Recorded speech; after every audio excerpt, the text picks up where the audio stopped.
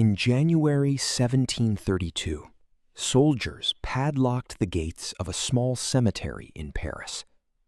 According to one popular account, someone posted a notice on the wall. By order of the king, God is forbidden to perform miracles in this place. The cemetery was Saint-Medard, tucked beside one of the oldest churches on the left bank. The problem was a dead man's grave. 5 years earlier, a man named François de Paris had been buried there. He was a Jansenist deacon, a Catholic dissident who had given away his inheritance, eaten almost nothing, and died at 37 after years of serving the poor along Rue Mouffetard. He was not famous while he lived, but within weeks of his burial, people started reporting cures at his tomb. A paralyzed arm moved again. Tumor shrank.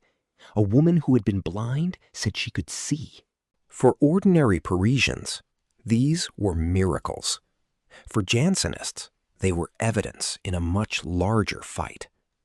Jansenism was a Catholic reform movement that had been at war with Rome and the French crown for decades. In 1713, the Pope had condemned Jansenist teachings at the old king's request. By 1730, that condemnation was French law. Jansenist priests were being removed from their posts. Their books were being seized. And now, at a Jansenist deacon's grave, God appeared to be picking a side.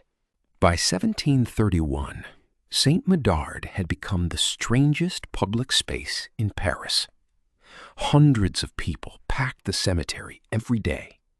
They prayed and they watched. Visitors collapsed into violent convulsions at the graveside, shaking for minutes or hours while crowds pressed in around them. Doctors came to examine the bodies. Police came to take notes. Jansenist clergy came to declare that God was vindicating them. Anti-Jansenist clergy came to call the whole thing fraud. And the convulsions kept spreading. In July 1731, the Archbishop of Paris officially condemned the miracles and ordered an end to the special veneration at the tomb. It made things worse. Crowds came faster. The convulsions gave pilgrims something the cures never had, a spectacle that could not be ignored. So on January 29th, 1732, the Crown shut the cemetery down. Guards blocked the entrance. The mocking notice, whether real graffiti or sharp political satire, captured what everyone understood. The state was not debating miracles. It was ending them with a padlock. The cemetery was empty. The movement was not. Convulsionnaire meetings moved into private homes across Paris. Women hosted and led most of them. The gatherings were smaller, harder for police to find, and increasingly strange.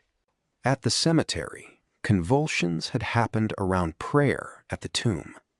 Behind closed doors, the convulsions became the center. Participants said the shaking brought relief from suffering, physical and spiritual. Some groups started practicing what they called secours, deliberate violent interventions meant to ease the convulsive episodes.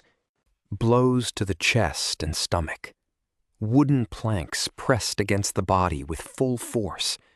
In the most extreme cases, blades. Participants insisted their bodies suffered no lasting harm and that the endurance was the miracle itself. Their flesh proved what their words could not. To critics, including many Jansenists who had once championed the Saint-Medard cures, the secours were grotesque theater that discredited everything. Police and court physicians had a simpler explanation. In official reports, they called the convulsionnaires hysterics, frauds, and dupes. They framed the movement as irrational and leaned heavily on the fact that most visible participants were women.